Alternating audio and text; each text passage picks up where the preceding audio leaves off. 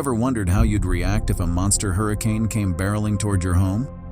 Would you fight to protect what you've built or make a desperate escape?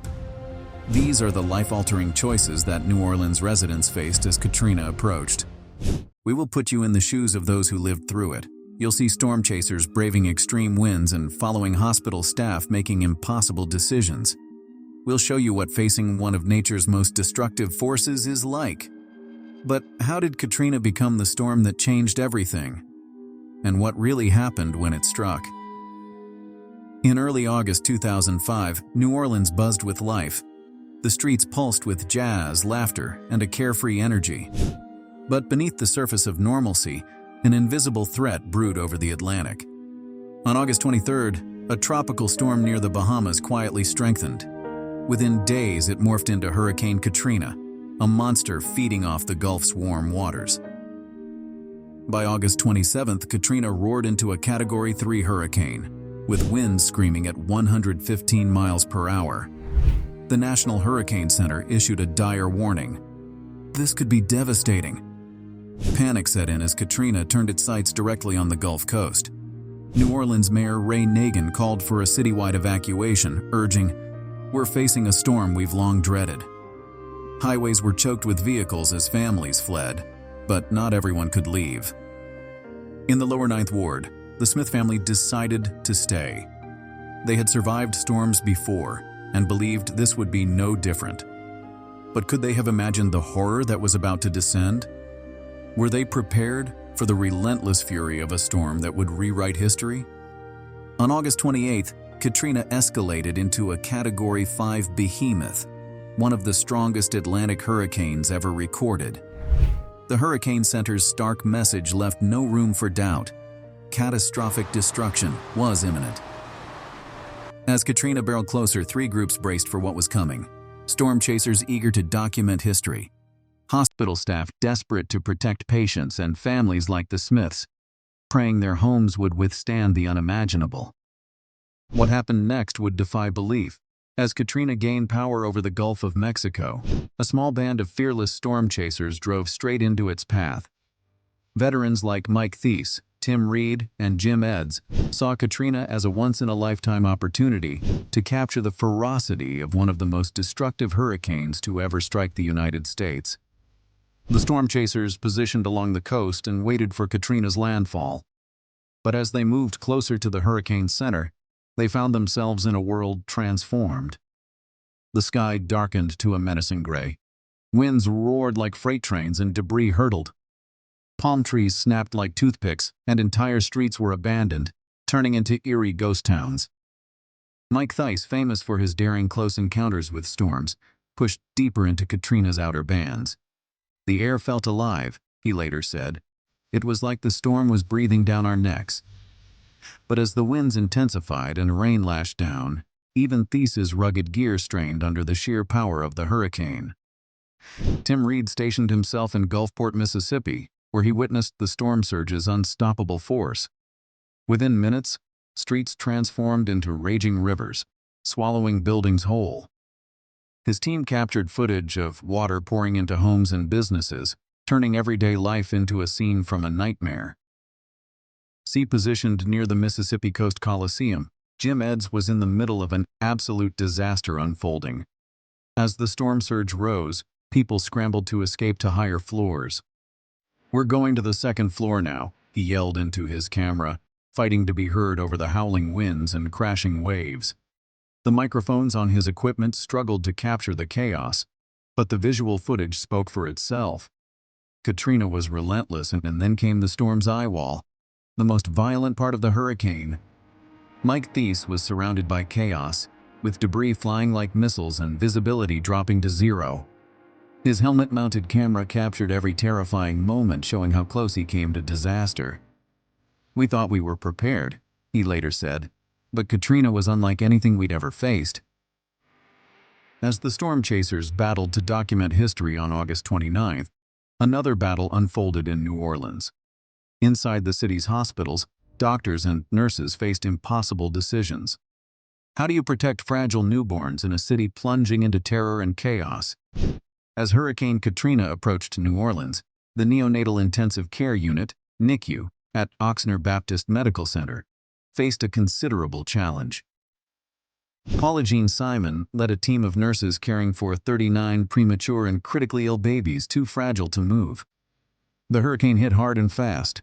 The power went out and even the backup generator failed, leaving life support machines useless. As water started rising around the hospital, the nurses raced to keep the babies alive. Simon and her team immediately sprang into action, relying on their extensive training to handle the crisis. They worked tirelessly to keep the babies warm, running equipment by hand that usually required electricity. Each baby needed constant care. Some needed blood transfusions, while others relied on hand-operated breathing machines. The NICU got worse quickly. Without air conditioning, it became dangerously hot for both nurses and babies. They had to stretch out medicine and oxygen supplies, devising makeshift solutions to keep going. One nurse even made IV stands out of coat hangers when they ran out of proper equipment. The nurse's job got even more complex as news of Katrina's destruction spread. They worried about their families, but stayed focused on the babies, working in shifts to watch them around the clock. In a clever move, the team set up cameras by the cribs. This forced worried parents to leave the area to see their babies from afar, a small comfort during a scary time. It also helped families stay connected to their fragile infants. As days passed, things looked grim for the NICU. Premature babies are always at risk, and Katrina has made everything worse. But the nurses didn't give up, using all their skills to fight for each baby's life. Amazingly, while New Orleans struggled with Katrina's aftermath, Simon and her team did the impossible. Despite all the problems, no power, low supplies, and flood danger, all 39 babies survived. This is a display of incredible dedication and skill. While the NICU team kept working, what life-or-death challenges were other people in New Orleans confronting? One family, in particular, made the wrong bet and almost lost everything, including their lives. As Hurricane Katrina neared New Orleans, the Smith family made a risky choice to stay home. Like many others, they thought they could ride out the storm. This decision would soon put them in danger. On August 29th, the Smiths woke up to a nightmare. Katrina hit hard, and water started pouring into their house. They watched in shock as it rose quickly, forcing them to grab what they could and head for higher ground. With their home flooding fast, the family scrambled to the roof. It was scary getting there, fighting through rushing water and flying debris. Once on top, they huddled together, exposed to the storm. The air reeked of rain and sewage, and the noise was deafening, wind howling and things crashing all around them. For hours they endured the brutal weather. Rain pelted them and wind gusts over 100 mph threw debris at them like missiles.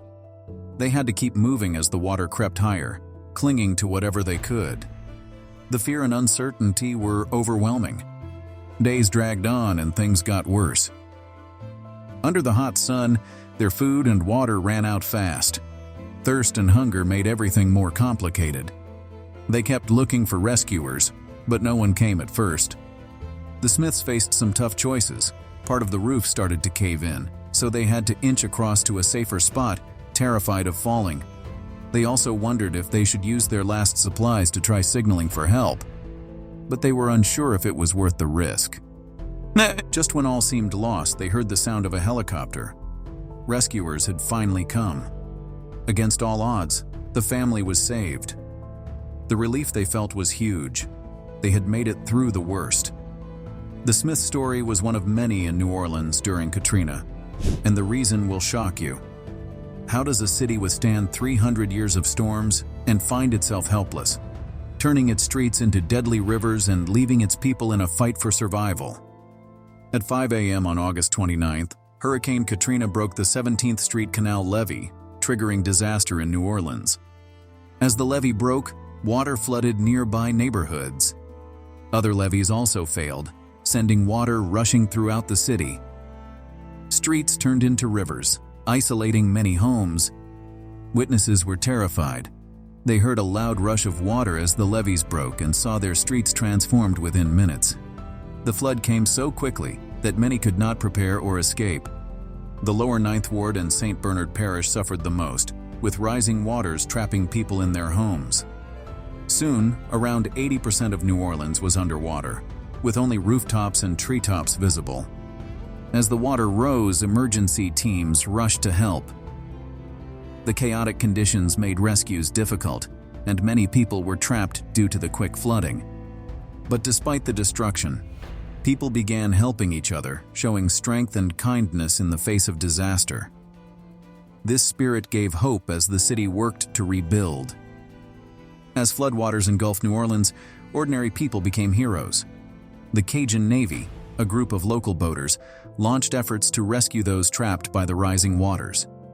These fishermen and weekend boaters navigated flooded streets, facing dangers from hidden debris and strong currents. Todd Terrell from the Cajun Navy shared, "We dodged trees and power lines. It was like a crazy obstacle course, but people's lives were on the line. They worked tirelessly for days to save lives, including a dramatic rescue at a nursing home where they evacuated elderly residents from upper floors." Professional rescuers also faced challenges. Fire. Captain Tim McConnell's team improvised with air mattresses and kiddie pools to rescue people, often making tough choices about whom to save first. An extraordinary hero was Jabbar Gibson, a 20-year-old from the 9th Ward who took an unfamiliar school bus to rescue over 100 people. Coast Guard swimmer Dustin Scarra recounted a difficult moment when they had to leave behind some people due to low fuel in their helicopter, promising to return. Heroism came in many forms, as people opened their homes and shared resources with those in need. But how does a city rise from such devastation? How do you heal a scar this deep? How do you recover? After the floodwaters receded, New Orleans was unrecognizable, with devastated neighborhoods and overwhelmed residents. Rebuilding was challenging due to damaged infrastructure and health issues like mold. Resilience emerged as the city invested in improved levees and drainage systems to face future storms. Some areas, like Lakeview, bounced back quickly, with community leaders like Sarah Baker restoring local parks. Katrina highlighted deep social issues and led to new emergency plans. Despite the scars, New Orleans' spirit remains strong, as jazz musician Antoine Batiste noted, "We lost everything, but we kept our spirit." Hurricane Katrina was one of the worst natural disasters in U.S. history, profoundly impacting New Orleans and highlighting significant issues in disaster preparedness, especially for low-income and minority communities. Since Katrina, New Orleans has made strides in disaster readiness, implementing better evacuation plans, strengthening levees, and enhancing emergency communication. However, challenges remain, as many pumping stations and drainage systems still need upgrades. Initiatives like the Resilient New Orleans Plan aim to improve community resilience, but their impact is uneven across the city. Katrina's aftermath has prompted discussions on climate change and equitable disaster planning, encouraging Gulf Coast cities to include vulnerable populations in emergency strategies. As coastal towns face increasing extreme weather, the lessons from Katrina are shaping more sustainable and equitable disaster preparedness efforts nationwide.